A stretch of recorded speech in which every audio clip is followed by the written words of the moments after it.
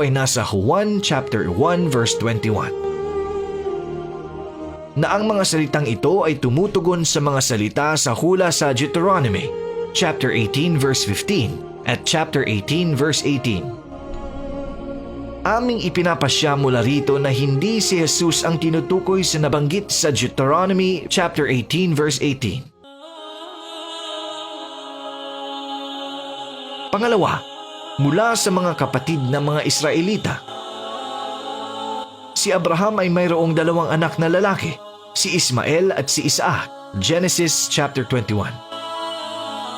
Si Ismael ay siyang naging kanunuhan ng bansang Arabo at si Ishak o Isaac ang siyang naging nuno ng bansang Hudyo.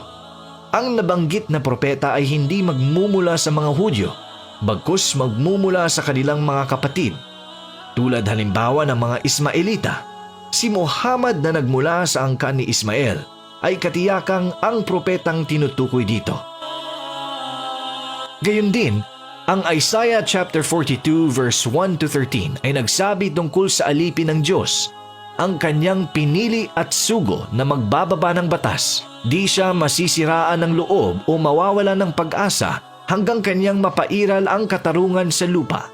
Ang kanyang batas ilalagay ng mga isla ang kanilang pag-asa. Isaiah chapter 42 verse 4. Ang taludtod bilang 11 ay nagsasabi na hinihintay ang sugo mula sa angkan ni Kedar. Sino ba si Kedar? Sang-ayon sa Genesis chapter 25 verse 13, si Kedar ay pangalawang anak na lalaki ni Ismael, ang angkang pinagmulan ni Propeta Muhammad. Pangatlo, ilalagay ng Diyos ang kanyang salita sa bibig ng propeta.